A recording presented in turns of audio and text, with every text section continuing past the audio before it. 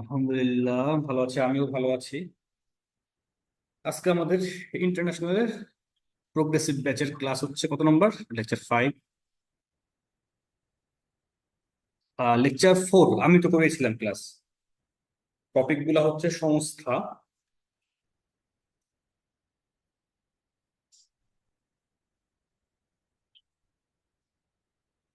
Last ক্লাসের topic গুলা কি ছিল? একটু সবাই যদি একটু চ্যাট বক্সে বলতেন লাস্ট ক্লাসে আমরা কি কি টপিকের ক্লাস করেছি, যদি কেউ একটু বলতেন, দেখি আপনাদের মনে আছে কিনা।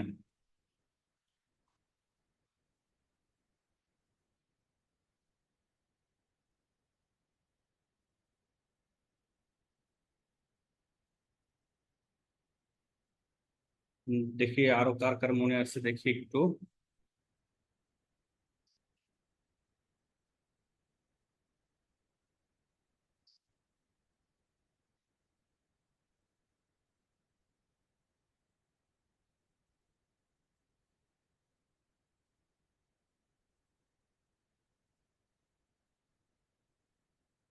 লাস্ট ক্লাস কি কি? অনেক কমেন্ট করেছে, দেখি। World Bank, exactly, European Central Bank. Okay, তার মানে আমাদের ম্যাক্সিমাম যে সংগঠন বা সংস্থা আছে ওগুলা প্রায় পড়া হয়ে গেছে। ঠিক অল্প কিছু সংগঠন বা সংস্থা আছে, ওগুলো আমরা আজকে শেষ করব আজকে। দেখেন এখানে maximum World Bank, IMF, ADB, ISDB, NDB, GATT, European Union, G20, G7, মানে যেগুলো থেকে কোয়েশ্চেন হয় প্রায় সবগুলো হয়ে গেছে। দুই তিনটা বাকি আছে, আমরা আজকে শেষ করে দেবো আজকে। খুব বেশিক্ষণ না, অল্প কিছুক্ষণের মধ্যে আমাদের ক্লাস শেষ হয়ে যাবে। বেশিক্ষণ লাগবে না, কারণ আছে খুবই কম কম সিলেবাস আছে। তো আশা করি খুব তাড়াতাড়ি আমরা শেষ করবো, করে আপনারা মোটামুটি পড়াশোনা করে ফেলবেন বাসায়। বেশিক্ষণ লাগবে না, আমরা কথা বেশি বাড়াবো না, খুব তাড়াতাড়ি টু দা পয়েন্টে ক্লাসে শেষ করে দেবো। তো আমার ক্লাস যারা আগে করেছেন তারা তো জানেনই, আমি মোটামুটি সবকিছুই যা যা আপনাদের পড়তে হবে তা লিখে দেওয়ার ট্রাই করি। আমি আজকেও ট্রাই করব আপনাদের সবগুলো পয়েন্ট, সবগুলো টপিক যা যা আপনাদের পড়তে হবে ওইটা লিখে দিব, আর যেটা পড়তে হবে না সেটা কেটে দিব। ওকে, ইনশাল্লাহ আমি আজকেও ট্রাই করব একদম সব গুছিয়ে আপনাদেরকে দেওয়ার জন্য। তো আমাদের উত্তরণের যে মেইন স্লোগান, যে বিসিএস কঠিন নয়, প্রস্তুতি যদি গোছানো হয়। আমরা আমি ট্রাই করি সবসময়, আমরা উত্তরণের সব টিচারদের ট্রাই করি যে পড়াটা আপনাদের গুছিয়ে দেওয়ার জন্য। তো আমাদের প্রথম টপিক দেখেন, এখানে টপিক গুলো দেখেন। সার্ক। সার্ক খুবই গুরুত্বপূর্ণ একটা টপিক এখানে, কারণ সার্ক কিন্তু এতদিন খুব একটা গুরুত্বপূর্ণ ছিল না। এখন সার্ক আপনি 3 স্টার দিতে পারেন। ASEAN, 3 star. অ্যাপেক, কোনো স্টাডি দরকার নাই, এটা জাস্ট কোনো রকম একটা পয়েন্ট, আর কিছুই লাগবে না অ্যাপেক থেকে। বিমস্টেক, এইটা এতদিন 3 স্টার ছিল, এখন বিমস্টেক আপনার জন্য 2 স্টার। Side up, 1 star. G77, এইটা নিয়ে তেমন প্রশ্ন কখনো হয় না, বাট লাস্ট বিসিএস একটা প্রশ্ন মানে আসছে, G77-এর সদস্য কতটি।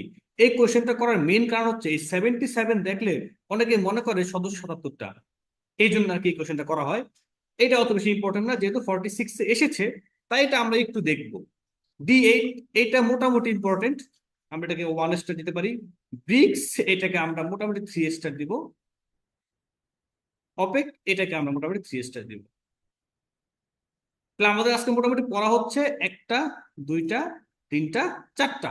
এই চারটা টপিক থেকে আপনি আপনি আশা করতে পারেন আপনার 40, নেক্সট আপনি 47, 47 আপনি একটা কোশ্চেন পাবেন, এটুকু আপনি আশা করতে পারেন ইনশাল্লাহ।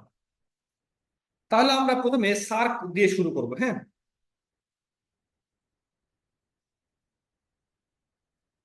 সার্ক,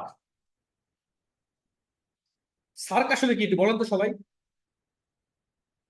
সার্ক আসলে কি? সার্ক আসলে কি? সার্কার ব্রেন চাইল্ড, বলেন তো, সার্কার ব্রেন চাইল্ড।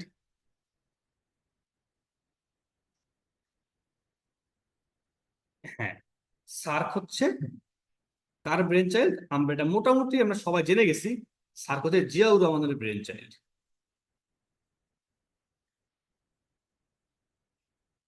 জিয়াউর রহমানকে বিএনপির প্রতিষ্ঠাতা।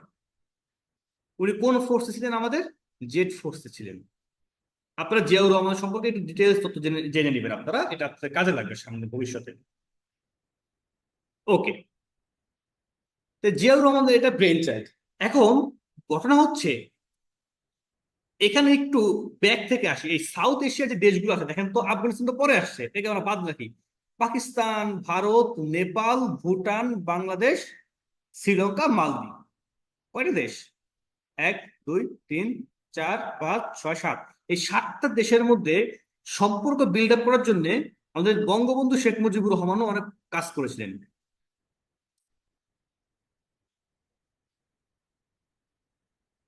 আপনারা কেউ কিন্তু আবার এখন, যেহেতু আওয়ামী লীগ সরকার ক্ষমতায় নাই, তাই শেখ মুজিবুর রহমানকে মানে বঙ্গবন্ধু বাদ দিয়ে বলেন না আবার, কারণ এটা তো 1969 সালে দেওয়া নাম বঙ্গবন্ধু। তো এটা আহ, মানে অত বেশি বায়াসড হবেন না আপনারা। বঙ্গবন্ধু শেখ মুজিবুর রহমান এটা প্রতিষ্ঠা করেছেন। মানে প্রতিষ্ঠা বলতে ওনার ওনার একটা প্রজেক্ট ছিল, যে পরিকল্পনা ছিল যে এই যে দেশগুলো আছে এদের সাথে একটা সুসম্পর্ক আমরা স্থাপন করার জন্য এটা বঙ্গবন্ধু প্ল্যান করেছিলেন। ঠিক আছে, এটা একটা আর্টিকেলে আমি দেখেছিলাম অনেক আগে। এরপরে কিন্তু ঠিক ওইভাবে দেশ স্বাধীনের পরে দেশের ওই অবস্থায়, যে মোটামুটি এর সাহসটা খুব ইম্পর্টেন্ট ছিল। ওই সময় একটা জোটের প্রস্তাব দেওয়া, এটা কিন্তু ভীষণ একটা সাহসের ব্যাপার, জোটের প্রস্তাব। কারণ এই এই জোট নিয়ে কিন্তু ভারত বলেন আপনি, বা পাকিস্তান বলেন, বা আপনি হচ্ছে এখানকার কোনো দেশই কিন্তু কোনো পদক্ষেপ নেয় নাই। সো আপনি মাত্রই সদ্য স্বাধীন হওয়া একটা দেশ এত বড় একটা প্রজেক্ট এত বড় সাহস করে ফেলবেন, এটা কিন্তু একটা কনসার্ন ছিল।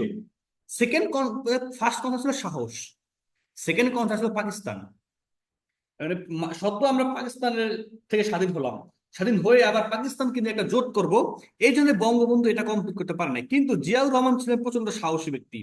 সে এসেই, সে যখন ক্ষমতা দখল করে, তখন 1980 সালে, একটু ব্যাকগ্রাউন্ড আমরা যদি দিই, 1980 সালে এই এশীয় দেশগুলোর মধ্যে সহযোগিতামূলক সম্পর্ক বাড়ানোর জন্য, সহযোগিতামূলক একটা সম্পর্ক বাড়ানোর জন্য একটা বাণিজ্য সংগঠন, সংগঠন কি রকম? বাণিজ্য সংগঠন, মানে এখানে বাণিজ্য সংগঠন একটা প্রস্তাব করেন। এখন 1980 সালে প্রথম জিয়াউর রহমান প্রস্তাব করেন। ঠিক 1981 সালে গিয়ে এই প্রস্তাবটা গ্রহণ করেন কে? এই প্রস্তাব গ্রহণ করেন ইন্ডিয়া, পাকিস্তান, শ্রীলঙ্কা, এই তিনটা সেটা গ্রহণ করেন। এরপরে 1983 সালে বাকি যারা যারা আসলে সবাই গ্রহণ করে ফেলে। এই সবাই গ্রহণ করার পরে আলটিমেট এর মধ্যে জিয়াউর রহমান মারাও যায়। 1985 সালে সর্বশেষ এটা গঠিত হয়। তো সার্ক কবে গঠিত হয়? এটা খুবই একটা গুরুত্বপূর্ণ প্রশ্ন। সার্ক কবে গঠিত হয়? এটা খুবই একটা গুরুত্বপূর্ণ প্রশ্ন। এটা নেক্সট বিসিএস গুলোর জন্য খুবই একটা ইম্পর্টেন্ট কোয়েশ্চেন। এখন যেহেতু আপনারা রিটেনও দিবেন, রিটেনের জন্য একটু প্রশ্ন করে রাখেন, আমি এখানে লিখে দিচ্ছি, কারণ এটা রিটেনও আপনার জন্য খুব গুরুত্বপূর্ণ। তাই রিটেনে এখান থেকে আপনার কি আসতে পারে বা কি পড়বেন আমি একটু ছোট্ট করে লিখে দিই। ঠিক আছে, লিখে দিব। আপনারা যদি যদি আমি লিখে দেই, এটা আপনি আপনার কাজে লাগবে, অনেকের কাজে লাগবে। অনেকে হয়তো বলবেন কি দরকার, এখন আসলে দরকার নাই রিটেনের পড়াশোনা, বাট যেহেতু মনে পড়েছে, কারণ আপনার রিটেনের সময় আমি ক্লাস নেই না না নেই, বেঁচে থাকি না না থাকি, তাই হতো ওই যে এখন আমি লিখে দিই। বিষয়টা হচ্ছে, আপনারা যে কোনো সংগঠন করবেন, প্রত্যেকটা সংগঠনের উদ্দেশ্য থাকবে থাকবে দেখেন, তিনটা বা চারটা উদ্দেশ্য থাকবে। আপনারা সব সময় ওই সংগঠনের এই তিন চারটা উদ্দেশ্য করে ফেলবেন, মুখস্থ, একদম মুখস্থ করে ফেলবেন উদ্দেশ্য। উদ্দেশ্য মুখস্থ করলে হবে কি, যখন আপনি লিখে যদি লিখবেন, তখন ওই সংগঠন সম্পর্কে অনেক কিছু লিখতে পারবেন। কারণ আপনার এই সবটা উদ্দেশ্য আপনার মুখস্থ। তো ওই উদ্দেশ্য একটা দিয়ে আপনি চার পাঁচটা বানায় আপনি লিখতে পারবেন। তাহলে এদের উদ্দেশ্য কি ছিল? ছোট্ট করে মুখস্থ করে ফেলবেন, মানব সম্পদ উন্নয়ন, মানব সম্পদ। আর কিছু ছিল যোগাযোগ ব্যবস্থা, আর কি ছিল? কৃষি ও পল্লী। আপনারা হয়তো সবাই জানেন জিয়াউর রহমানের যে কোনো প্রজেক্ট বা প্রকল্প সবসময় কৃষিকে বেশি গুরুত্ব দেয়। মনে রাখবেন, বাংলাদেশের বিএনপি যে গভর্নমেন্টটা, এই গভর্নমেন্টটা সবসময় গুরুত্ব দেয় কৃষি নির্ভর দেশের জন্য, সবসময়। দেখবেন যে জিয়া রহমানের যে সবচেয়ে বড় প্রজেক্ট খাল কাটার প্রজেক্ট, সামনে আপনাদের অনেক পড়তে হবে খাল কাটা নিয়ে। তো বিএনপি এই কৃষি পল্লী যোগাযোগ না, কৃষি পল্লী এটাকে বেশি গুরুত্ব দেয়, স্বাস্থ্য আর হচ্ছে বিজ্ঞান ও প্রযুক্তি। প্রযুক্তি, ঠিক আছে। তার মানে ওই জিয়াউর রহমান সহ তৎকালীন সে 1980, 81 বা 85 সালেও যারা ছিল রাষ্ট্রপ্রধান, তাদের মধ্যে কিন্তু তথ্য প্রযুক্তি কেন্দ্রিক একটা চিন্তা ভাবনা ছিল। তার মানে তথ্য প্রযুক্তি আজকের ইস্যু না, তথ্য প্রযুক্তি কিন্তু আপনার সেই 1985 সালের ইস্যু। তখন যতটুকু ছিল ততটুকু নিয়ে তারা অগ্রসর হওয়ার চেষ্টা করছিল। এবার দেখেন, এটা হচ্ছে আমরা অফিসিয়াল কথা। আর আনঅফিসিয়াল কথা কি, সাধারণত যেটা বলে থাকে যে এই যে জিয়াউর রহমান কেন এই যে ইয়া করলেন, এই সার করলেন, অনেকের মতে বিভিন্ন মানুষ বিভিন্ন কথা বলে, যে এই কথা অনেকে বলে থাকে যে ওই সময় চিন্তা করা হয়েছিল যে দক্ষিণ এশিয়ার দেশগুলো ভাবছে যে, বা বাংলাদেশ ভাবছে যে ভারতের আধিপত্য, ভারতের আধিপত্য কমানো এত সহজ না, যে ভারতের আধিপত্য একা একটা দেশ ট্যাকেল দিবে, বাংলাদেশের মতো সদ্য স্বাধীন একটা দেশ যে ভারতের আধিপত্য ট্যাকেল দিবে এটা সম্ভব না। এই জন্য ভারতকে তো আমি একা আটকাতে পারবো না, বা ভারতকে আমি একা ইয়ে করতে পারবো না, তাই আশেপাশের দেশগুলোকে নেই। এই আশেপাশের দেশগুলোতে একটা জোট করা হয়েছে, যে জোটের মধ্যে আমরা বাণিজ্য থাকবে, যোগাযোগ থাকবে, মানে কৃষি থাকবে, শিল্প থাকবে, সবকিছু থাকবে। তো মোটামুটি ভারতের প্রভাবটা একা ট্যাকেল দিতে, ট্যাকেল দেওয়ার চেয়ে সবাই মিলে ট্যাকেল দেওয়া, সবাই মিলে একটা জোট হওয়াটাকে বেশি গুরুত্বপূর্ণ মনে করেছিলেন জিয়াউর রহমান। এই জন্যে তার এই প্রকল্প বা এই প্রজেক্ট, যেটা হচ্ছে বলা হয় জিয়াউর রহমানের ব্রেন চাইল্ড। তো আমরা পড়েই নিয়েছি প্রতিষ্ঠা কবে, প্রতিষ্ঠা কবে, 1985, 8 ডিসেম্বর। 8 ডিসেম্বর, আপনারা এই ডেট গুলো একটু চেক করে দিবেন, 8 ডিসেম্বর নাও আসতে পারে, মনে রাখবেন 1985। 8 ডিসেম্বর হয়, অনেকে 5 ডিসেম্বর বলে, অনেকে 6 ডিসেম্বর বলে। তো মোটামুটি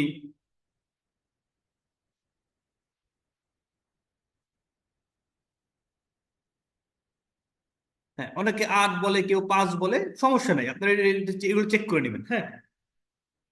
আর এই তারিখটা আসবে না কখনো, বুঝছেন, তারিখ কখনোই আসবে না, তারিখ আসবে না, সালটা ইম্পর্টেন্ট, 1985 সাল।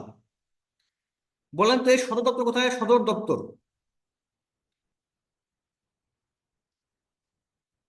নেপাল বা কাঠমান্ডু। তারপর কি আছে, সদস্য দেশ কয়টি? 7টা ছিল, প্লাস একটা কে, আফগানিস্তান। আর এর উদ্যোক্তা কি হবে? বিডি। এটা মনে রাখবেন।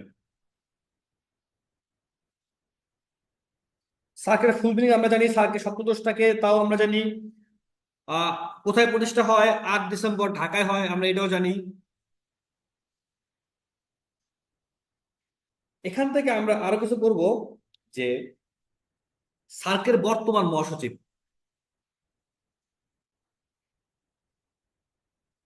নাম কি তার?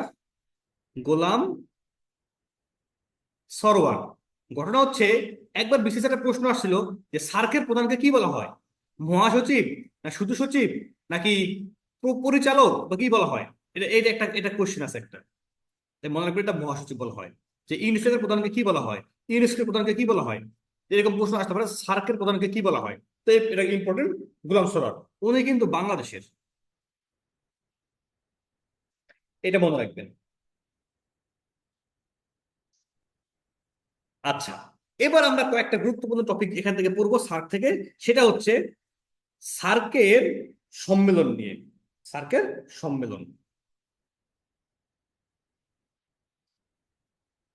প্রথম সম্মেলন কোথায় হয়? প্রথম সম্মেলন 7-8 ডিসেম্বর 1985, ঢাকা। শেষ সম্মেলন, একবার সর্বশেষ সম্মেলন 2014, নেপালে। এটা মনে রাখবেন। এই সম্মেলনটা কততম ছিল? 18তম সম্মেলন। 18তম সম্মেলনই সর্বশেষ সম্মেলন।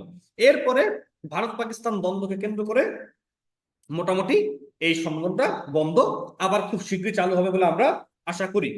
এবার খুব গুরুত্বপূর্ণ প্রশ্ন, এটা এর একবার ব্যাংকে কয়েকবার আসছে, এই বাংলাদেশে মোট কয়বার সম্মেলন হয়? লিখে তো আপনারা দেখে অ্যান্সার করতে পারেন কিনা। বাংলাদেশে মোট কয়বার হয়? মোট হয় কয়বার? 3বার। সালগুলা বলেন তো, সালগুলা দেখি তো, কে কে বলতে পারেন দেখি, সালগুলা বলেন ফার্স্ট, সালগুলা বলে ফেলেন। গুড, 3বার। সাল বলেন তো, সাল। 85, গুড। 93, তারপরে? ওকে, আপনারা অনেকে জানেন, আপনারা দেখি খুব ভালো জানেন, ভালো। 1985, তারপরে 1993, তারপরে কত? 2005। এই 3বার হয়, খুব ভালো করে মুখস্থ করে রাখবেন, ঠিক আছে?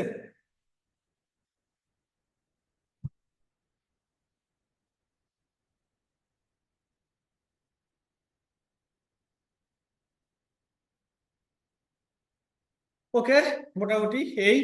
এখন দেখেন, এখানে একটু বিষয় রাখবেন যে এখানে চীন কিভাবে ঢুকছে। দেখেন, চীন চীন ঢুকছে 2014 সালে, সার্কের সদস্য হওয়ার জন্য চীন আবেদন করছে। একটু খেয়াল করেন তো, সার্ক সর্বশেষ সম্মেলনটা কবে হয়েছে? 2014। চীন আবেদন করছে কবে? 2014। আপনি এটা বুঝতে পারতেছেন কেন ইন্ডিয়া আর কোনো সম্মেলন হতে দিচ্ছে না? বিষয়টা তো আপনার কাছে পরিষ্কার। কারণ চীন যদি এখানে আবেদন করে, তো চীনকে নেওয়ার জন্য মোটামুটি পাকিস্তান, এদিকে মিয়ানমার, শ্রীলঙ্কা, মালদ্বীপ, আফগানিস্তান, সবাই মোটামুটি চীনের পক্ষে থাকবে চীনকে নেওয়ার জন্য, টু সাম এক্সটেন্ট বাংলাদেশও কিন্তু চীনের পক্ষে থাকবে। তো ইন্ডিয়া কখনো চায় না চীন এখানে ঢুকুক। তো মোটামুটি এটার কার্যক্রম কার্যক্রম সব বন্ধ। ঠিক আছে, তাহলে আমরা মোটামুটি সার্ক থেকে কি কি পড়লাম?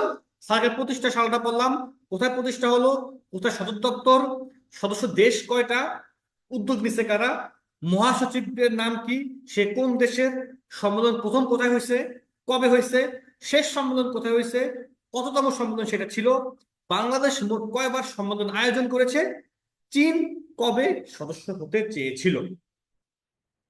এই ছিল হচ্ছে সার্ক সম্পর্কে মোটামুটি বেসিক ধারণা। ঠিক আছে, সার্কের বলে, সার্কের ভাষা কি? সার্কের অফিসিয়াল ভাষা ইংরেজি। ঠিক আছে, ওকে। এইটা হচ্ছে মোটামুটি সার্ক নিয়ে আমাদের পড়াশোনা। এরপর আমরা সার্ক নিয়ে আরেকটু প্রশ্ন করবো, এটা মোটামুটি লিখেই আছে। এই যে কোনটা কোথায় অবস্থিত, এটা একটা খুবই গুরুত্বপূর্ণ জিনিস। আমি সবগুলো পড়া লাগবে না, আমি দাগিয়ে দিব, কোটা পড়বেন। দেখেন, কৃষি কেন্দ্র ঢাকায়, মাস্ট পড়বেন। আবহাওয়া কেন্দ্র ঢাকায়, এটাও পড়বেন। দেখেন, এর ঝামেলা আছে, আবহাওয়া আর দুর্যোগ ব্যবস্থাপনা দুটা কিন্তু আলাদা। আর উপকূল, তিনটা আলাদা জিনিস।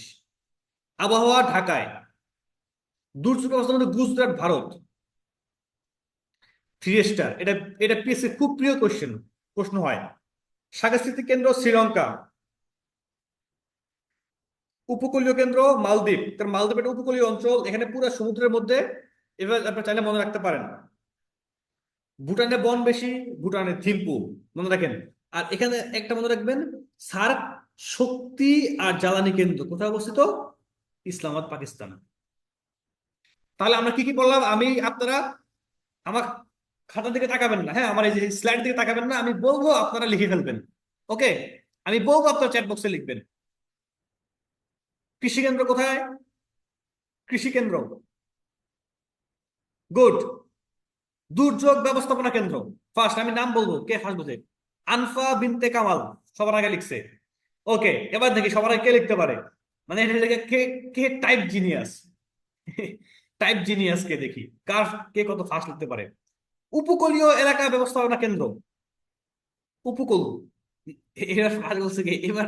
ওরে Allah, wait wait wait wait wait wait wait, এবার আগে কে বলছে দেখি। এবার আগে বলছে হচ্ছে,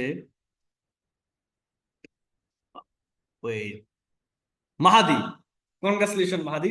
ওকে, এবার এবার দেখি কে টাইপ জিনিয়াস এখানে। সার্কের সাংস্কৃতিক, আখি, আখি ফার্স্ট। ওকে, লাস্ট, লাস্ট সার্কের বন, সার্কের বন, ভুটান, আদনান ফার্স্ট। যাক, এক এক সময় এক একজন ফার্স্ট হয়েছে। ঠিক আছে, তাহলে আমরা মোটামুটি জেনে গেলাম কোনটা কোথায় অবস্থিত। এইটা হচ্ছে পিএসসির খুব প্রিয় প্রিয় একটা টপিক। এখান থেকে পিএসসি কোশ্চেন দেয়। আমি মোটামুটি পড়ার সাথে আপনাদের মুখস্থ হয়ে গেছে, আশা করি আপনাদের মুখস্থ হয়ে গেছে। পিএসসি এই টপিকটা খুব পছন্দ করে, এখান থেকে পিএসসি কোশ্চেন দেয়। ঠিক আছে, তাহলে আমাদের এটা হয়ে গেল। নেক্সট,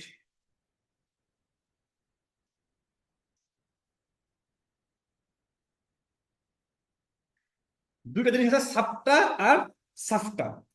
এগুলো কবে কোথায় কি হয় আপনার কিচ্ছু লাগবে না, আপনি এটা মনে রাখেন। সাপটা কি? প্রেফারেন্সিয়াল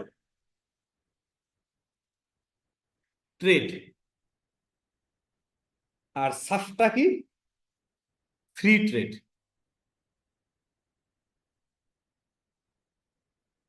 ঠিক আছে, আপনার জাস্ট এই দুইটা মনে রাখেন, আর কিচ্ছু করা লাগবে না। একটা প্রিফারেন্সিয়াল ট্রেড, একটা ফ্রি ট্রেড। এখান থেকে প্রশ্ন হবে না। এবার চলে যাই আমরা আসিয়ানে। সবগুলা সংগঠন পড়ানোর পরে আমি একটা কমন একটা সাজেশন দিব, ওইটা আপনারা শেষে দিব, সবার শেষে। Common suggestion ASEAN. আসিয়ান পড়ানোর জন্য আমি আপনাদেরকে একটা একটা ব্যাকগ্রাউন্ডে যাওয়া লাগবে। আমি মনে হয় আপনাদেরকে এর আগে ডোমিনো থিওরি পড়াইছিলাম, তাই না? মনে আছে ডোমিনো থিওরি পড়াইছিলাম যে, ডোমিনো থিওরি মনে আছে আপনাদের? দেখে কার কার কার মনে আছে?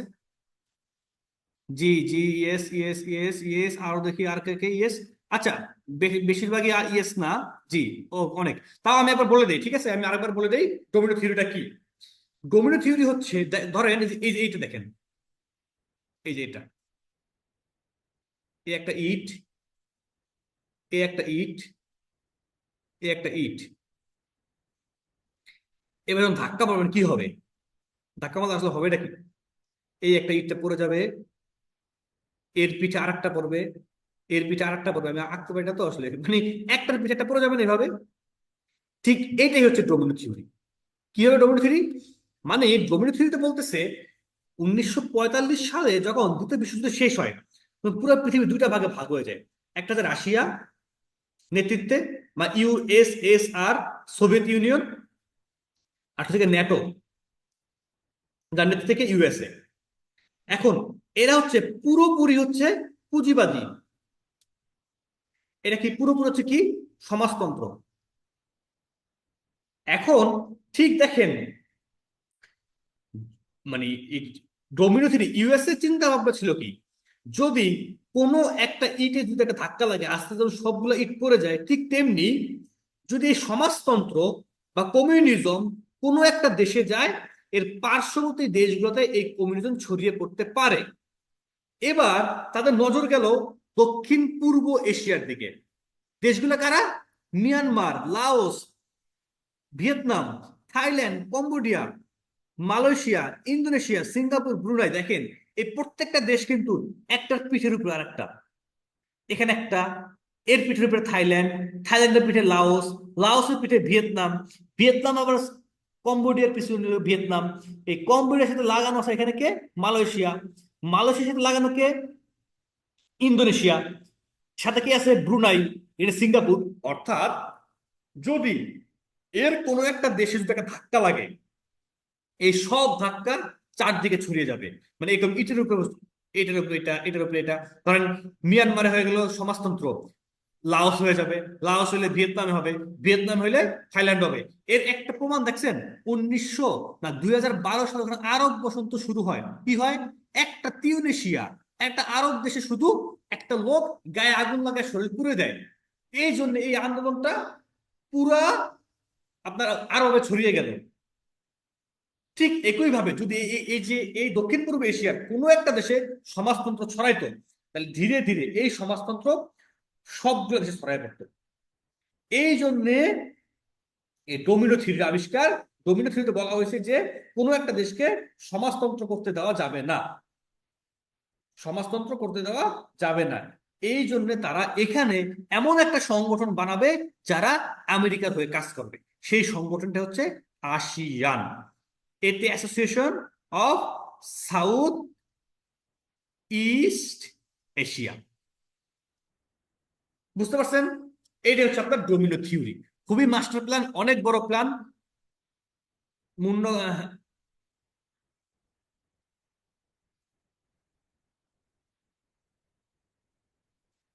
আর এখন বর্তমানে পৃথিবীতে সমাজতন্ত্র বলতে কিছু নাই। পৃথিবীতে পুরো পৃথিবী এখন পুঁজিবাদতন্ত্র। বুঝছেন? সমাজতন্ত্র সর্বশেষ ধরে রাখতে চেয়েছিল চায়না। চায়নাও একটা সময় গিয়ে বলেছিল যে ইকোনমিকে ডেভেলপ করতে হলে, ইকোনমিকে ফ্লারিশ করতে হলে অবশ্যই ব্যক্তিগত সম্পত্তি বা ব্যক্তিগত বিজনেস এটাকে প্রতিষ্ঠা করতে হবে। কারণ রাষ্ট্রের কোষাগারে বা রাষ্ট্রের কুক্ষিগত করে রাখলে আসলে কোনোভাবেই কোনো কান্ট্রি ফ্লারিশ করবে না। এটা তারা বুঝে গেছে। কারণ আপনি যদি ধরেন জ্যাক মাকে আটকে রাখেন যে আপনি যা ভাববেন রাষ্ট্রের মতো ভাবতে হবে, আপনি যা করবেন রাষ্ট্রের চিন্তা ভাবনা যা করতে হবে, আপনি কিন্তু ফ্লারিশ করতে পারবেন না। তো চীন নিজে প্ল্যান করে কিছু প্রতিষ্ঠান ছেড়ে দিছিল যে তোমরা নিজেরা ফ্লারিশ করো। বুঝতে পারছেন বিষয়টা?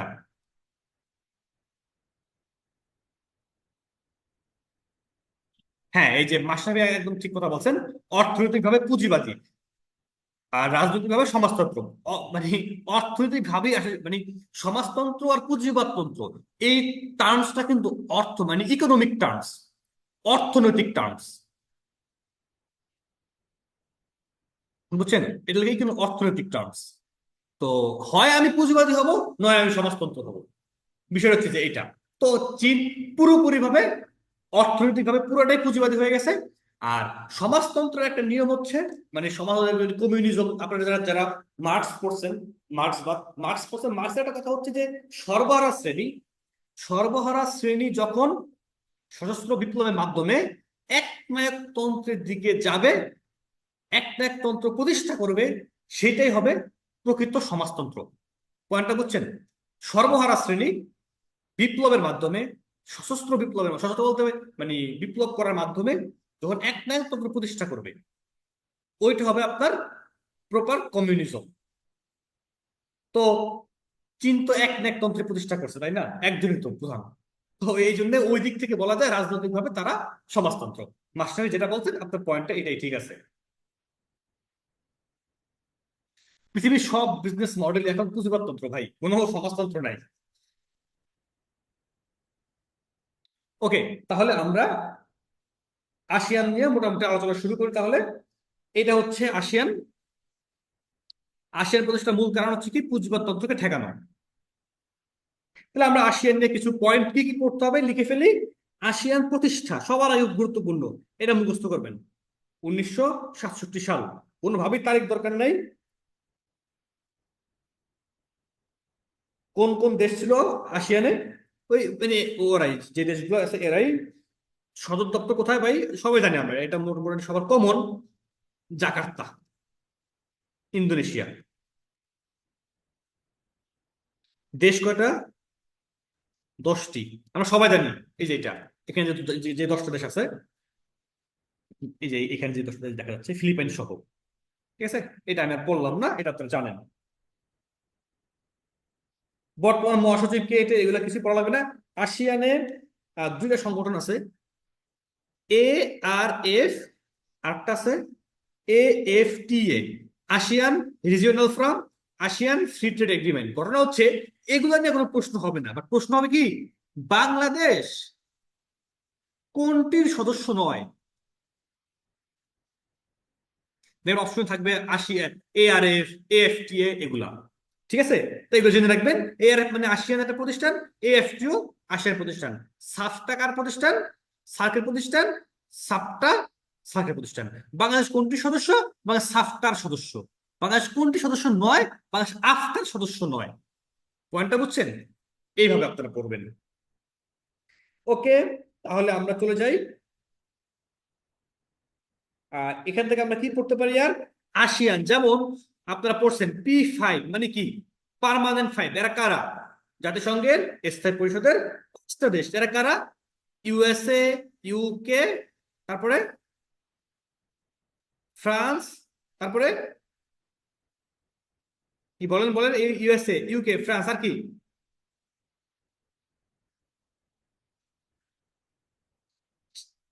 হয়ে গেল। হ্যাঁ, চায়না, রাশিয়া। P5+1 মানে কি বলেন তো?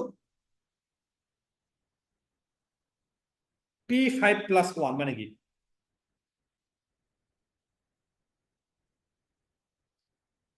জার্মানি। গুড। P5+1 মানে হচ্ছে জার্মানি।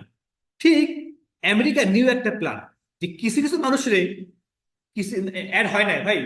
ফিহা, আপনার নাকি ফিহা নাকি ফেহা, বুঝছি না, ফিহা নামটা খুব সুন্দর আপনার। এই যে যে এই P5+1 মানে একজন অ্যাড হয় না, বাট যে কোনো সিদ্ধান্তে তারা ওই একজনকে তারা কনসিডার করে, সে হচ্ছে জার্মানি। ফিহা, হ্যাঁ, খুব সুন্দর নাম আপনার। তো যে কোনো সিদ্ধান্তে ওই জার্মানিকে তারা আপনার কনসিডার করে। ঠিক একই ভাবে এটা হচ্ছে আমেরিকার একটা প্ল্যান, যে সরাসরি সদস্য করবে না, কিন্তু পাশে ঘুরাবে। বুঝছেন? যে মানে ওই যে কি বলে না, যে ধ্রুব ধ্রুব করছি কিন্তু ধরতে পারছি না, বিষয়টা এরকম, যে আপনাকে রেখে রেখে খাবে আর কি।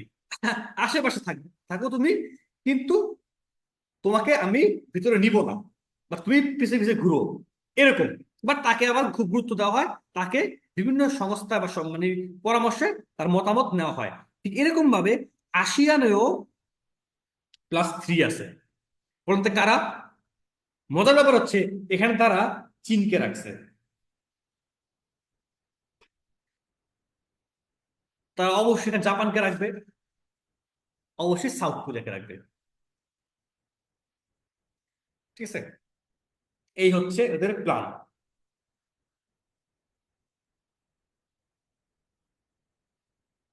ওকে, আমরা মোটামুটি আসিয়ার সম্পর্কে জেনে গেলাম।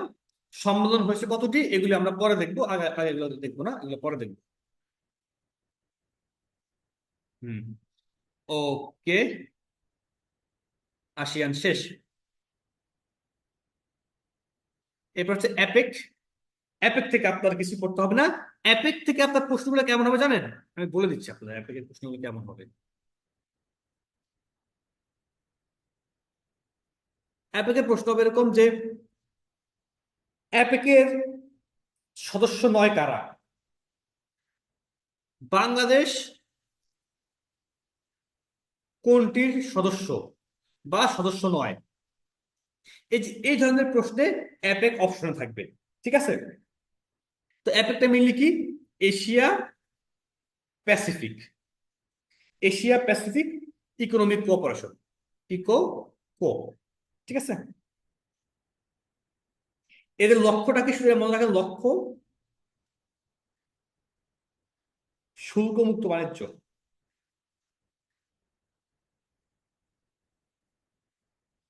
এসব এদিন আর কিছু করতে হবে না আপনাদের, শুধু এটা মনে রাখেন যে অ্যাপেকের কাজ কোন অঞ্চলে। ঠিক আছে, অ্যাপেক কোন অঞ্চল নিয়ে কাজ করে? কোথায়? এশিয়া প্যাসিফিক অঞ্চল নিয়ে কাজ করে। ঠিক আছে, অ্যাপেক কি নিয়ে কাজ করে? এশিয়া প্যাসিফিক অঞ্চল নিয়ে কাজ করে। এছাড়া আর কিচ্ছু করা লাগবে না। ঠিক আছে, শেষ। বিমস্টেক একসময় 3 স্টার ছিল, এখন 2 স্টারে নেমে গেছে। কারণ আগের গভর্নমেন্ট বিমস্টেককে খুব প্রায়োরিটাইজ করতো, বিকজ অফ ইন্ডিয়া। ইন্ডিয়া কি করতো? ইন্ডিয়া চাইতো না। না, এই যে Zahurul Islam next APEC conference কোথায়, মোটো ইম্পর্টেন্ট না। কোনটার কোনটার নেক্সট কনফারেন্স, প্রিভিয়াস কনফারেন্স, কততম কনফারেন্স ইম্পর্টেন্ট, সেটা আমি আগের ক্লাসে লিখে দিছি, আমি আজকেও লিখে দিব। ঠিক আছে, একটু ধৈর্য ধরে লাস্ট পর্যন্ত থাকেন জহুরুল ভাই, লিখে দিব আমি। ওকে, বিমস্টেক। বিমস্টেকটা আসলে কি? আমরা আমরা আমরা এখানে দেখতে পাচ্ছি বিমস্টেকটা কি। বঙ্গোপসাগর এলাকায় যে দেশগুলো আছে এদের একটা জোট বিমস্টেক, তাই না? দেখেন কারা কারা এখানে, দেখেন ভারত, ভারত, বাংলাদেশ, নেপাল, ভুটানটা পরে অ্যাড করা হয়েছে, মিয়ানমার, শ্রীলঙ্কা, এই যে এরাই। আফগানিস্তান নাই, পাকিস্তান নাই, এ দুটো নাই। তার মানে দেখেন, সার্ক থেকে দৃষ্টি সরানোর জন্য কিন্তু এটা করানো হয়েছে।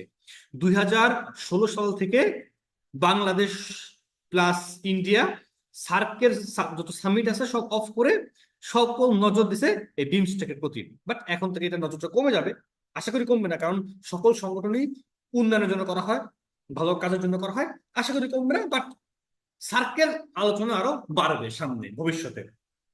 ওকে, তাহলে বিমস্টেক কবে গঠিত হয় বলেন তো? বিমস্টেক 1997 সালে। প্রথমের নাম ছিল কি বলেন তো? বাংলাদেশ বিমস্টেকে কি হয়? Bangladesh, India, Myanmar, Sri Lanka, Thailand, পরে এখানে যুক্ত হচ্ছে নেপাল, ভুটান। ঠিক আছে, 1997-তে এটা প্রতিষ্ঠিত হয়। প্রতিষ্ঠাকালীন সদস্য কয়টা? 4টা। প্রতিষ্ঠাকালীন সদস্য কয়টা? 4টা। পরে ধীরে ধীরে আরো সদস্য বাড়ে। এখান থেকে আপনার পড়ার মতো আর তেমন কিছুই নাই। সচিবালয়, সদর দপ্তর ঢাকা। তার মানে আপনি মনে রাখবেন, বিমস্টেক কি নিয়ে কাজ করে? বিমস্টেক কাজ করে বঙ্গোপসাগর এলাকার অঞ্চল নিয়ে। বাংলাদেশ কার সদস্য? বিমস্টেকের সদস্য। বিমস্টেকের সদস্য নয় কারা? পাকিস্তান, আফগানিস্তান। বিমস্টেক কবে প্রতিষ্ঠিত হয়? 1997 সাল। বিমস্টেক সদর দপ্তর কোথায়? ঢাকায়। নিচের কোন প্রতিষ্ঠানের সদর দপ্তর ঢাকায়? বিমস্টেক। প্রশ্নগুলো কিন্তু এর আশেপাশে ঘুরবে, এর বাইরে এর ভিতর থেকে কোনো প্রশ্ন হবে না, আই অ্যাসিউর ইউ। এখন একটা প্রশ্ন আছে এখান থেকে, সেটা হচ্ছে বিমস্টেকের সম্মেলন কবে হয়েছে, কোথায় হয়েছে, এইটা খুব গুরুত্বপূর্ণ। সেটা আমি পরবর্তীতে আপনাদের লিখে দিব। শেষ, বিমস্টেক নিয়ে পড়াশোনা শেষ।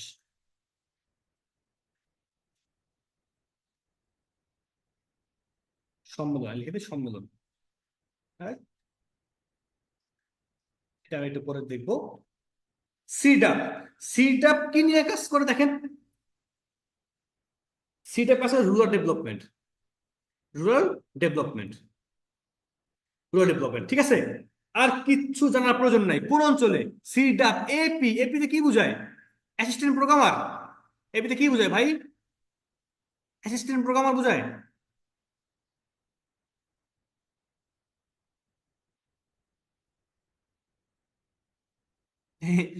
এশিয়া প্যাসিফিক বুঝায়। ঠিক আছে, এশিয়া প্যাসিফিক। হ্যাঁ, শুধু এটুকু মনে রাখেন, রুরাল ডেভেলপমেন্ট করবে কোথাকার? এশিয়া প্যাসিফিকের। এশিয়া প্যাসিফিকের। কবে প্রতিষ্ঠা হয়েছে জানার কোনো প্রয়োজন নাই, তাও মনে রাখেন 1979 সালে প্রতিষ্ঠা হয়েছে। এই সদর দপ্তর কোথায়? চামেলি হাউস, ঢাকা। আর কিচ্ছু করা লাগবে না। এই সিডাপের 15টা সদস্য আছে, এর মধ্যে একটা সংগঠন আছে, একটা সংস্থা আছে। এই সংস্থার নামটা আপনারা পড়বে, সেটা হচ্ছে ফাও। আর কিচ্ছু করার প্রয়োজন নাই এখান থেকে। শেষ। G77 কবে প্রতিষ্ঠা হয়েছে? কোনো প্রয়োজন নাই। এরা কাদের নিয়ে কাজ করে? খুব ইম্পর্টেন্ট, তৃতীয় বিশ্বের দেশ। G7 কারা? সবচেয়ে উন্নত দেশ। G20 কারা? উন্নয়নশীল দেশ। G77 কারা? একদম তৃতীয় বিশ্বের দেশগুলি। সদস্য কয়টা? 143টা।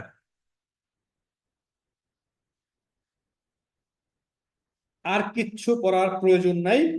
জাস্ট একটা জিনিস পড়বেন, জাতিসংঘের 2টা সংস্থা আছে। আমি এটা পড়াতাম না, পড়াচ্ছি কেন জানেন? যেহেতু গত বছর এটা আসছে, তাই একটু জেনে রাখেন। 2টি সংস্থা, সংস্থা দুটো হচ্ছে UNCTAD, আঙ্কার্ড, আর হচ্ছে ইকোসক। এই 2টা মিলে হচ্ছে এটা প্রতিষ্ঠা করছে, এই যে এই G77। তাহলে G77 আমরা কি করবো? এটা কাদের নিয়ে কাজ করে? তৃতীয় বিশ্ব দেশ নিয়ে কাজ করে। সদস্য কয়টা? 143টা। কোন 2টা সংস্থা থেকে বানাইছে? আনকাট আর হচ্ছে ইকোসক। শেষ, আর কিচ্ছু করা লাগবে না। D8, এরা মূলত কাদের নিয়ে কাজ করে? মুসলিম বিশ্ব দেশ নিয়ে। এই দেশগুলোর নাম মুখস্থ রাখবেন, 8টা দেশ। আমি ছোট্ট করে লিখে দেই: Bangladesh, Pakistan, Malaysia, Nigeria, Iran, তুর্কি মানে তুরস্ক, ইজিপ্ট মানে মিশর, ইন্দোনেশিয়া। এই 8টা মুসলিম দেশ নিয়ে এরা কাজ করে। তাহলে আমরা কি মনে, সদর দপ্তর কোথায়? এটা মনে রাখবো, তুরস্ক বা তুর্কি, ইস্তাম্বুলে। তাহলে আমরা কি করবো এখান থেকে? D8 কাদের নিয়ে কাজ করে? মুসলিম বিশ্ব দেশ নিয়ে কাজ করে। দেশগুলা কি? এই যেটা বাংলাদেশ, পাকিস্তান, বাংলাদেশ, পাকিস্তান, মালয়েশিয়া, তারপর হচ্ছে আপনার নাইজেরিয়া, ইরান, তুর্কি, ইজিপ্ট মানে মিশর, আর ইন্দোনেশিয়া। শেষ। সদর দপ্তর কোথায়? তুর্কি। এরপরে যেটা আছে এটা খুব গুরুত্বপূর্ণ, ব্রিক্স। আমরা ব্রিক্স নিয়ে একটু আলোচনা করব।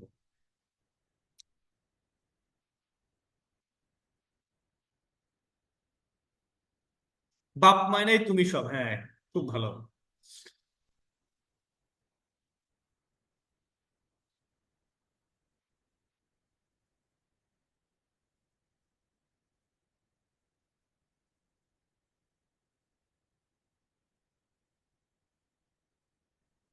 এই হইলো অবস্থা।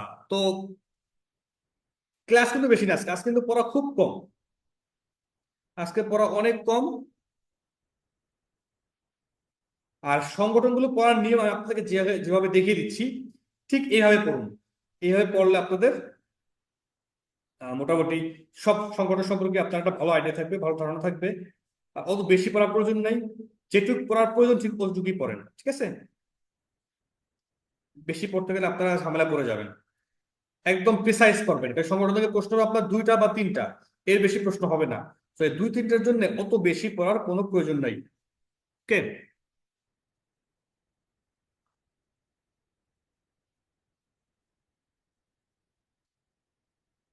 G77, সরি সরি, 134, এটা মনে রাখেন, 134।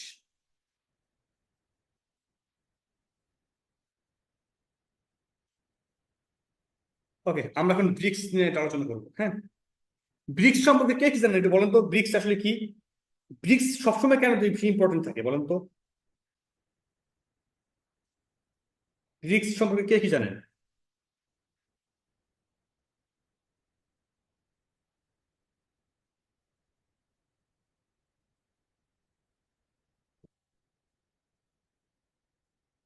ওকে, আমরা ব্রিক্স নিয়ে আলোচনা শুরু করি, লেট না করি।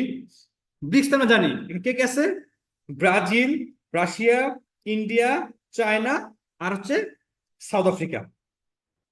2006 সালে গঠিত হয়। এরা কারা দেখেন, এই কয়টা দেশই হচ্ছে কারা, মোটামুটি G7 এর বাইরে সবচেয়ে গুরুত্বপূর্ণ যে কান্ট্রিজ গুলো আছে তারা, ঠিক আছে?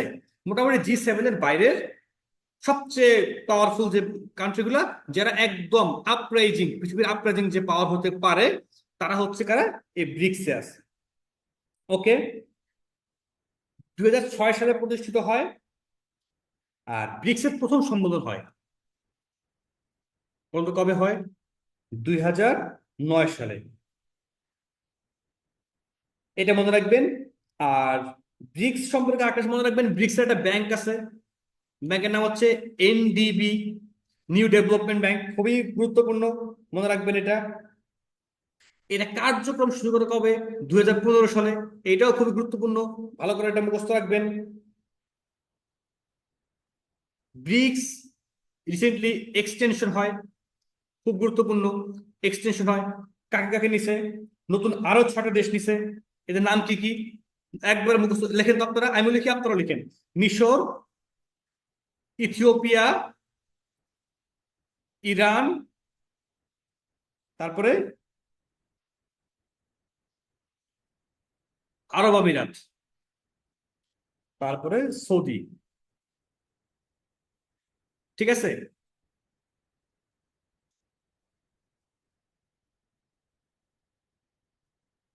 ঘটনা হচ্ছে আর্জেন্টিনা যোগ দেওয়ার কথা ছিল, কিন্তু যোগ দেয়নি। বলুন তো কেন? আর্জেন্টিনা কেন যোগ দেয়নি বলেন তো, কেউ কি জানেন আর্জেন্টিনা যোগ দেয় না কেন?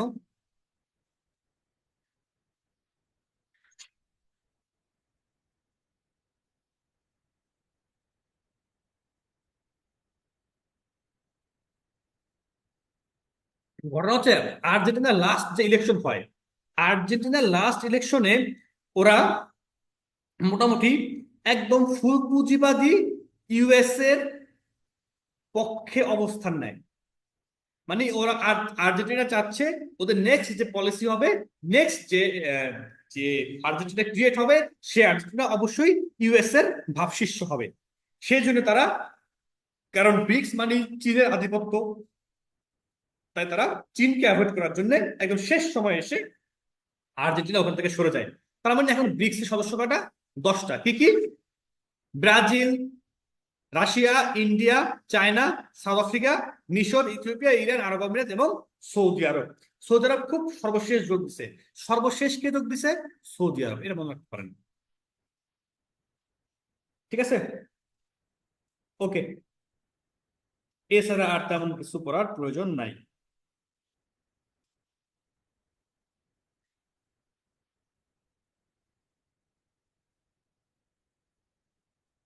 ওপেক খুবই গুরুত্বপূর্ণ। আমরা ওপেক সম্পর্কে পড়বো। ওপেকের প্রতিষ্ঠা সালটা গুরুত্বপূর্ণ আছে। প্রতিষ্ঠা সাল 1960। এটা মনে রাখেন।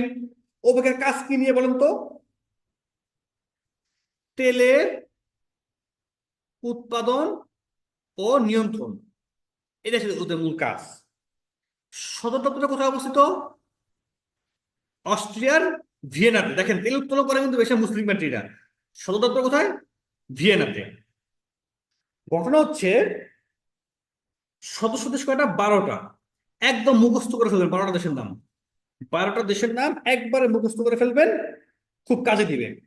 এখন ঘটনা হচ্ছে, এখান থেকে সদস্যপদ ত্যাগ করছে কারা? খুব গুরুত্বপূর্ণ। 2019 সালে একজন ত্যাগ করছে, 2020 সালে একজন ত্যাগ করছে। এরা কারা? 19 সালে করছে কাতার, আর 20 সালে করছে ইকুয়েডর। কোন নিজের কোন দেশ ওপেক ত্যাগ করছে? কাতার বা ইকুয়েডর। কোন দেশ সর্বশেষ ওপেক ত্যাগ করছে? ইকুয়েডর। ঠিক আছে, এইভাবে আপনারা মনে রাখবেন। এখন ওপেকের দেশগুলা, দেশগুলো মনে রাখবেন কিন্তু একটু আমি সিস্টেম করে দিই, কারণ প্রশ্ন কিভাবে হতে পারে দেখেন। ওপেকের মধ্যে অ আরব দেশ আছে। ওপেকের মধ্যে আরব দেশ আছে। ওপেকের মধ্যে অ আরব এশিয়ার দেশ আছে। একটু ভাগ করে পড়বেন, ঠিক আছে? সহজে মনে থাকবে। এখান থেকে এমসিকিউ আসবে। নিচের কোনটি ওপেক ভুক্ত অ আরব দেশ? কোনটি ওপেকের আরব দেশ? দেখেন, অ আরব দেশ কোনগুলা? নাইজেরিয়া। আমি নোট করে দেই, আপনারা মনে রাখবেন। ভেনিজুয়েলা, অ্যাঙ্গোলা,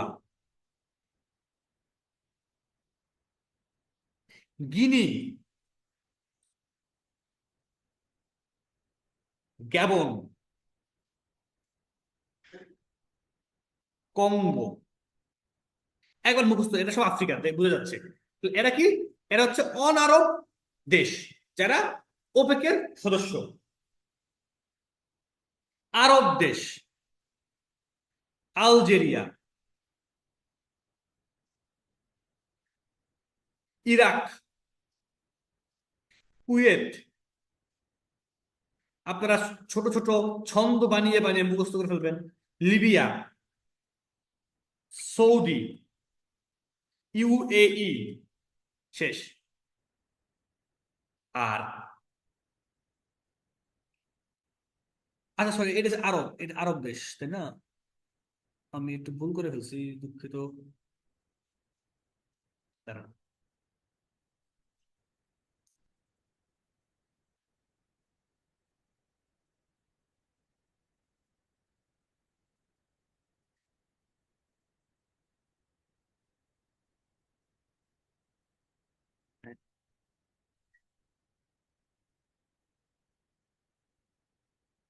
এই যে, এগুলো হচ্ছে আরব দেশ।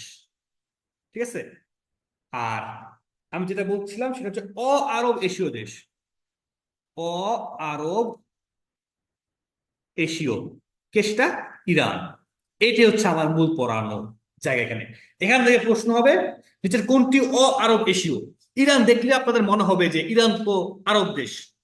ইরান কিন্তু আরবি ভাষায় কথা বলে না। ওরা কিন্তু পারস্য, ফার্সি ভাষায় কথা বলে। না, ফার্সি না, পারস্য, ফার্সি। হ্যাঁ, ফার্সিতে কথা বলে, ফার্সি, হ্যাঁ। ঠিক আছে। তো ইরান কিন্তু আরব না। আবার দেখেন, এখানে এখানে কিন্তু তুরস্ক নাই। আপনারা কিন্তু ভাববেন না তুরস্ক ওপেকের সদস্য। ঠিক আছে। তো একটু মনোযোগ দিয়ে, আরব কোনগুলা? Nigeria, Venezuela, Angola, Guinea, Gabon, Congo. আরব দেশ কোনগুলা? Algeria, Iraq, Kuwait, Libya, UAE, Saudi Arabia. আরব কোনটা? ইরান। ভালো করে মুখস্থ করে রাখবেন, এখান থেকে প্রশ্ন আপনার হবে। ঠিক আছে, ওকে। এবার আর এখান থেকে একটু মনে রাখবেন, পরীক্ষার আগে লাস্ট আপডেট দেখে নেবেন। তেল উৎপাদনে শীর্ষ কারা?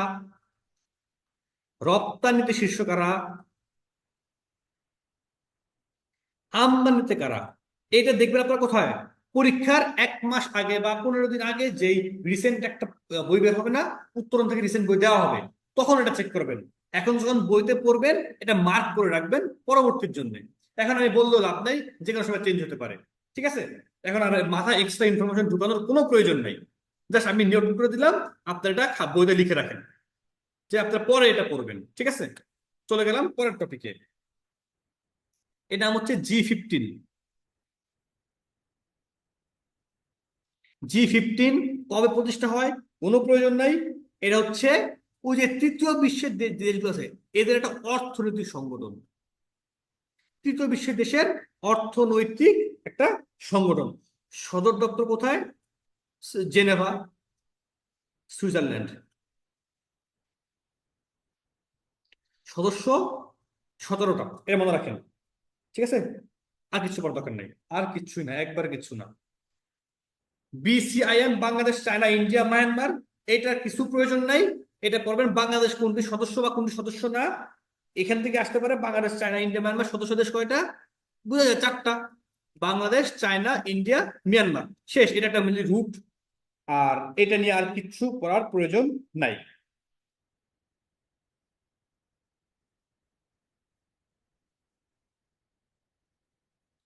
আকু, এটা গুরুত্বপূর্ণ। আকু পড়বেন। আকু হচ্ছে আপনার এশিয়ান ক্লিয়ারিং হাউস ইউনিয়ন। ঠিক আছে, এরা হচ্ছে কেন্দ্রীয় ব্যাংকগুলো, খুব গুরুত্বপূর্ণ। এটা কিন্তু ব্যাংকে আসে, পরীক্ষায় ব্যাংক পরীক্ষা আসে। কেন্দ্রীয় ব্যাংকগুলোর সংগঠন, কেন্দ্রীয় ব্যাংকগুলোর সংগঠন। ঠিক আছে, সালটা পড়েন, প্রতিষ্ঠা সালটা পড়েন, যেটা হচ্ছে 1974। ঠিক আছে, এটা কারা?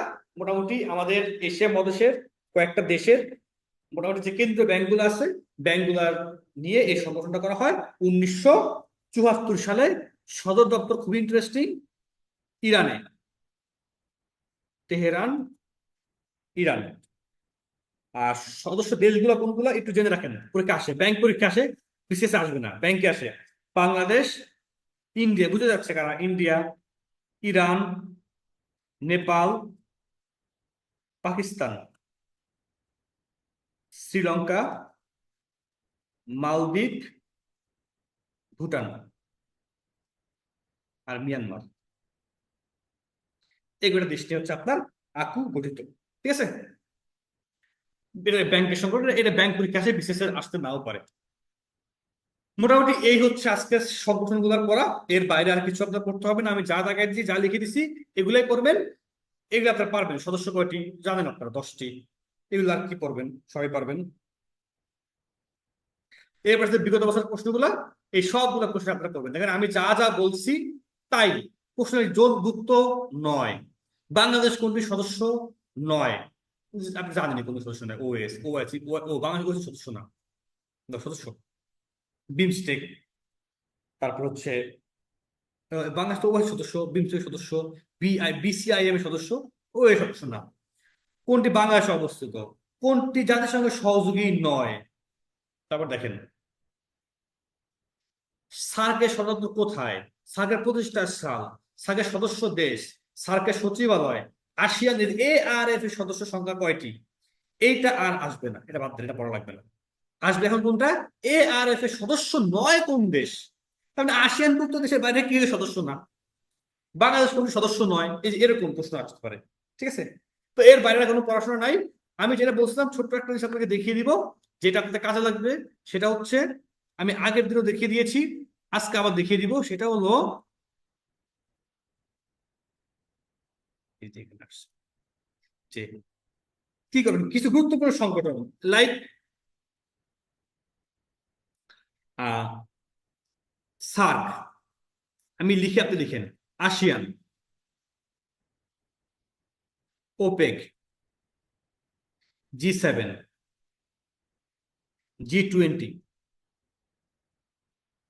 NATO, EU, BRICS, SCO, Shanghai Cooperation Organisation, OIC, Arab League, তারপরে বিমস্টেক, তারপরে আর কি আছে বড় সড়ো, কোয়াড, ককাস।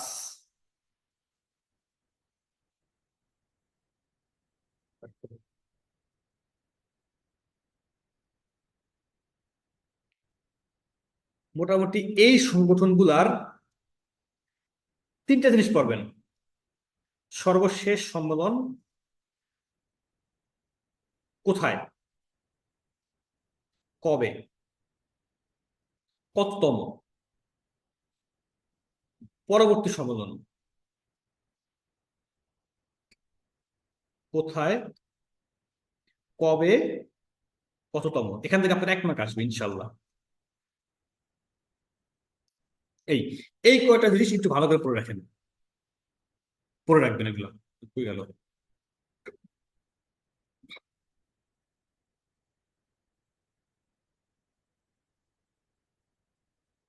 কোনটা দেশ 12টা বলছি কিন্তু, উম,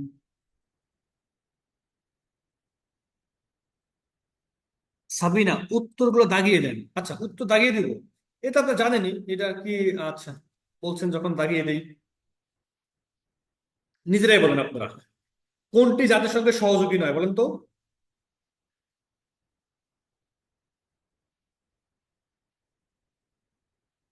আসিয়ান ইন্টারন্যাশনাল সহযোগী, সহযোগী না। কোনটি সচিবালয় বাংলাদেশ, বিমস্টেক। বাংলাদেশ কোনটি সদস্য নয়, ওএস। কোনটি আসিয়ানভুক্ত দেশ নয়, হংকং। G77 কোনটি, 134টি। এই যে 35টা 134টি, কাছাকাছি একটা দিয়ে দিবেন। সার্কের সদর কোথায় অবস্থিত, কাঠমান্ডু। সার্কের প্রতিষ্ঠা শতক 85। দেশ কয়টি, হম, 8টি। সচিবালয় কোন দেশে অবস্থিত, কাঠমান্ডু। এই তো, শেষ। তো মোটামুটি এই পড়াশোনা আপনাদের আহ কোনো অসুবিধা নেই। আপনারা এই যে আমি যা বলে দিচ্ছি আপনারা তাই তাই পড়েন। আহ মোটামুটি এর বাইরে আর কিছু পড়তে হবে না আপনাদের। প্রত্যেকটা সংগঠন আমি যেভাবে পড়তে বলছি এভাবে পড়েন, যত কম পড়া যায় সংগঠন থেকে কম পড়া যায়। সংগঠন পড়েই কিন্তু মোটামুটি আপনার দেখবেন অর্ধেক সময় শেষ হয়ে গেছে। তো এই যে এই কাজটা আপনারা করবেন না, সংগঠনটাকে ভালো করে পড়বেন, কিন্তু কম পড়বেন। জিস্ট কথাটা পড়বেন, খাতা একটা নোট করবেন, ওই নোটসে এগুলো সব লিখে রাখবেন, ঠিক আছে।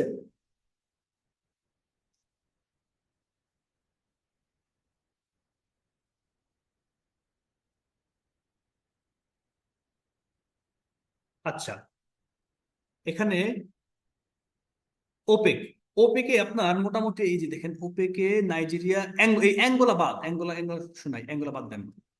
তাহলে নাইজেরিয়া, ভেনেজুয়েলা, গিনি, গ্যাবন, কঙ্গো, 1 2 3 4 5 6 7 8 9 10 11 12, হ্যাঁ এই 12টা।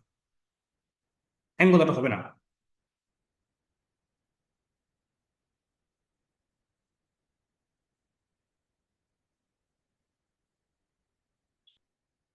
ঠিক আছে, অ্যাঙ্গোলা হবে না। আর আমার মানে তথ্য, মানে ইন্টারন্যাশনাল মানে তথ্যের ব্যাপার, তথ্য আমার কাছে ভুল টুল থাকতে পারে।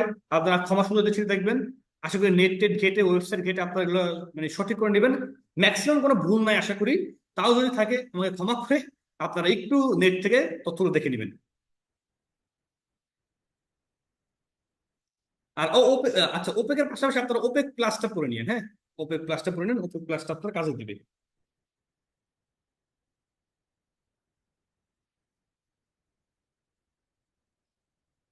আচ্ছা, সবাই ভালো থাকেন, সুস্থ থাকেন। আর নেক্সট কোনো ক্লাসে আবার দেখা হবে। না আজকের মধ্যে এখানে শেষ করি নাকি? আর পড়া আসলে অনেক কম আজকে, পড়ানোর তেমন কিছুই নেই, তবে আপনারা বাসায় নিজেরা পড়াশোনা করেন, সেটাই ভালো আমি মনে করি।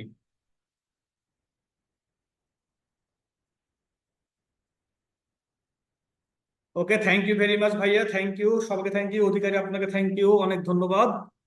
আহ ভাইয়া একটা গল্প বলেন বিসিএস জার্নিতে আমার গল্প। আহ কি গল্প বলবো ভাই, গল্প তো মাথায় আসে না ভাই এখন। হঠাৎ যেদিন গল্পের ক্লাস হবে সেদিন গল্প চলে আসবে। আজকে হুট করে মাঝখান থেকে কেমনে গল্প বলবো? ঠিক আছে, তাহলে মোটামুটি আহ ভালো থাকেন, দেখা হবে ইনশাল্লাহ পরবর্তীতে। সিনথি, নেক্সট ক্লাসে আমি আপনাকে জন্য একটা গল্প বলবো, ঠিক আছে? আজকে মাথায় কোনো গল্প আসে না। আচ্ছা, এটা করতে পারি, মোটিভেশন দেন যেটা সেটা বলতে পারি। মোটিভেশন, মোটিভেশন বিষয়টা হচ্ছে এরকম যে এই যে যে পড়া, এই পড়া কিন্তু কোনো রকেট সায়েন্স না। আপনি আহ এই বিসিএস এর পড়া এটা কোনো রকেট সায়েন্স না, এটা খুবই সহজ একটা পড়া। আমার মনে হয় ক্লাস 10-এর একটা বাচ্চাকে যদি বিসিএস এর প্রিলির কোশ্চেন দেওয়া হয়, ও কমপক্ষে 100 উপরে অ্যান্সার করতে পারবে। একটা ক্লাস 10-এর বাচ্চা এর চেয়ে আমাদের চেয়ে মোটামুটি সমান পারবে, কারণ পড়াশোনা ক্লাস 10-এর। বাট দ্য থিং ইজ যে আপনার অনেকদিন প্র্যাকটিস নাই, আপনার মাথায় প্রচুর প্রেশার আছে, আপনার মাথায় অনেক দায়িত্ব আছে, এই জন্য আপনি ভুল করে ফেলেন, আপনি গুলিয়ে ফেলেন। এছাড়া প্রিলি ফেল করার কোনো কারণ নেই, ঠিক আছে? আপনি প্রি ফেল করেন একটাই কারণ, আপনার ভয়। আপনি মনে করেন আপনি পারবেন না, আপনার অনেক মাথার অনেক রেসপন্সিবিলিটিস, আপনি টেনশন, কনফিডেন্স কম, বিশেষটাকে আপনারা বিশাল বড় মনে করেন, বিশেষ না হলে জীবনে কিছুই হবে না এটা মনে করেন। এই জন্য আপনাদের পরীক্ষাটা আপনারা প্রিলিটা খারাপ করবেন। তো প্রিলিতে ভালো করার একটাই একটাই ওয়ে, সেটা হচ্ছে কনফিডেন্ট থাকা পরীক্ষার হলে, একদম স্ট্র্যাটেজিক্যালি পড়া।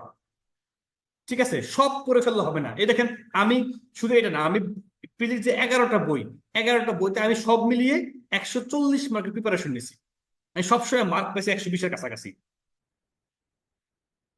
যত কমিয়ে কমিয়ে কমিয়ে কমিয়ে পড়া যায়, বাংলা, বাংলাদেশ, যে সাবজেক্টে যত কমিয়ে পড়া যায়।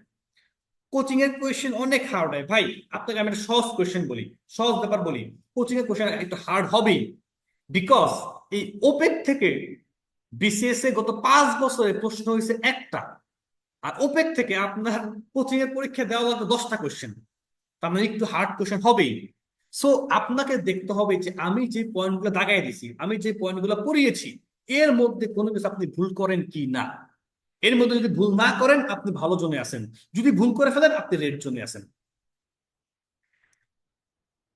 ওকে, আশা করি আপনি আপনার বোন বুঝতে কনফিডেন্ট থাকেন, খুব ভালো হবে। ভাই, সার্কুলার দিচ্ছে না তার মানে আপনি অনেক ভালো পজিশনে আছেন, আপনি আরো গুছিয়ে পড়তে পারবেন। সার্কুলার দেওয়া মানে আপনার মাথায় প্রেশার চলে আসছে, ঠিক আছে? আপনি সার্কুলার পড়া দিলে আরো বেশি ভালো। মনে থাকে না, রিভিশন দিবেন, বারবার রিভিশন দিবেন, অবশ্যই মনে থাকবে। রিভিশন বারবার দিবেন, মনে থাকবে ইনশাল্লাহ।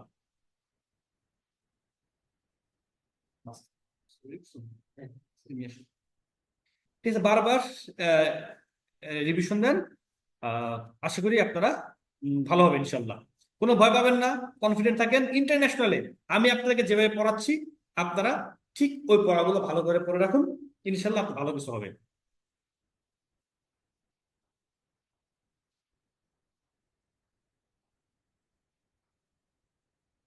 আচ্ছা, উত্তরণের বিষয়ে, কোয়েশ্চেনের বিষয়ে যদি কোনো কোয়েশ্চেন থাকে আপনাদের, সেটা যে মামুন ভাই নাম্বার দেওয়া আছে, আপনারা মামুন ভাইয়ের সাথে যোগাযোগ করবেন। মামুন ভাইয়ের নাম্বার। আহ ভাইয়া, মেয়েদের জন্য অ্যাডমিন কেমন? অ্যাডমিন সার্ভিস পুরাটাই ভাই খুব একটা চ্যালেঞ্জিং সার্ভিস। এই যে অ্যাডমিনে হচ্ছে আপনার দিন রাত থাকবে না, রাত থাকবে না, দিন থাকবে না, সংসার থাকবে না, কিছুই থাকবে না। থাকবে শুধু সার্ভিসটাই আছে, অ্যাডমিন শুধু সার্ভিসটাই আছে, আপনার সংসার টংসার কিচ্ছু নাই। তো মেয়েরা, আমি প্রেফার করি আপনারা মেয়েরা কাস্টমস, ট্যাক্স, অডিট, অডিট সবচেয়ে ভালো মেয়েদের জন্য। ঢাকায় 9টা 5টা অফিস করবেন, বাসায় গিয়ে থাকবেন।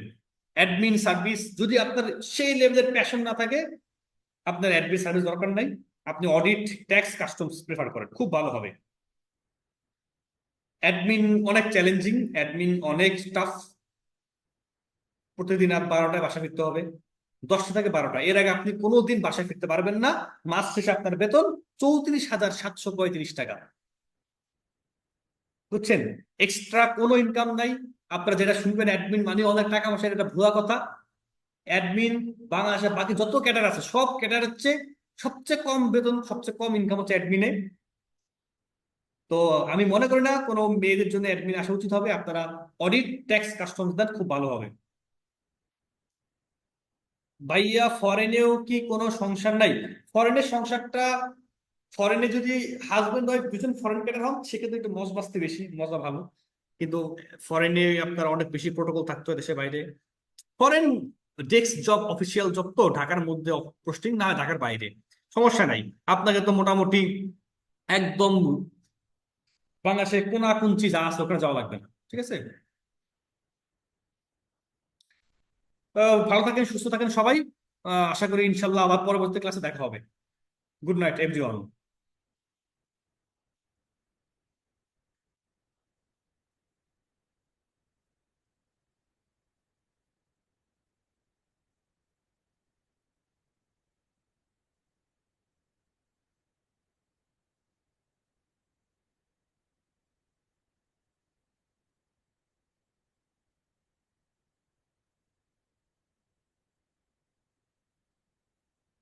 ওদের কথা আসতে বলো, ওদের কথা আসতে বলো, ক্লাস শেষ।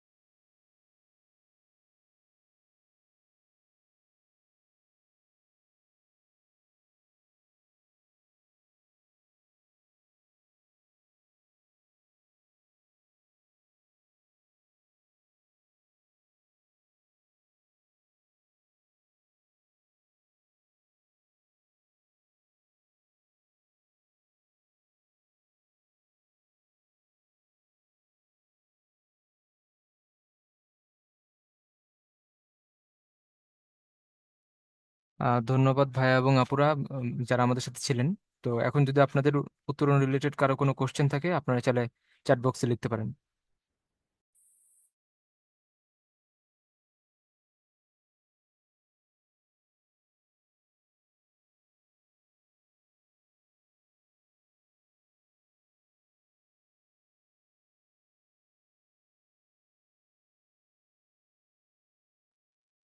সাবিন আপু যেটা করেছেন, একটা কোশ্চেন করেছেন যেটা, তো আপনার কোশ্চেনের জন্য ধন্যবাদ, আমরা চেষ্টা করব আমাদের দিক থেকে।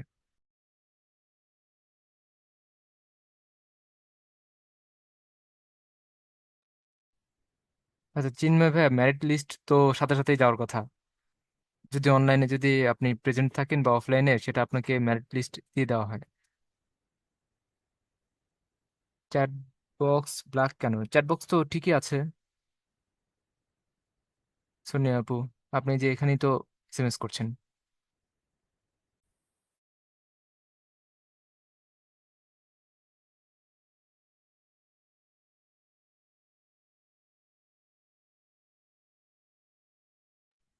আর চিন্ময় ভাই, ওইটা তো মানে লিস্ট হিসেবে আর আর কি দেওয়া হয় না, এটা ঠিক, কিন্তু আপনার পজিশন দেখে আপনার বুঝে নিতে হবে।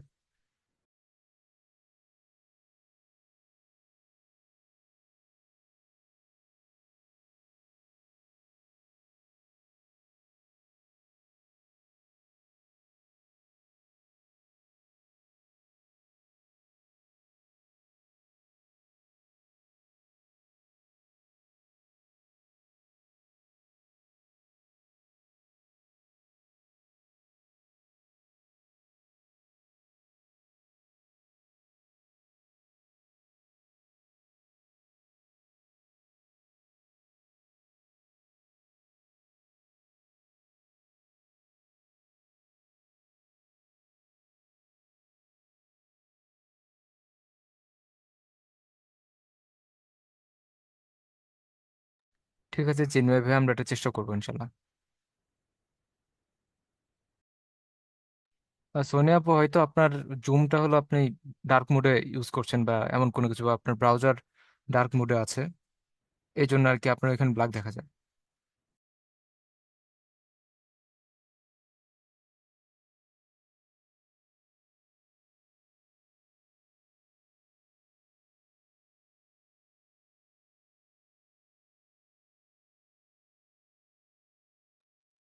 তো ঠিক আছে, আমরা তাহলে ক্লাসটি এখানেই শেষ করছি। সবাইকে ধন্যবাদ জানাচ্ছি। তারপরে যদি কারো কোনো কোশ্চেন থাকে বা কোনো কিছু জানার থাকে, তো হেল্পলাইন নাম্বারে তো যোগাযোগ করবেনই, তার সাথে আমি আপনাদের উদ্দেশ্যে একটা নাম্বার দিচ্ছি।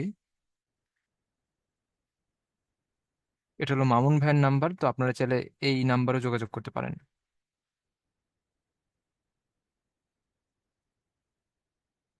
তো ঠিক আছে, ক্লাসটা আমরা এখানে শেষ করছি। ধন্যবাদ সবাইকে।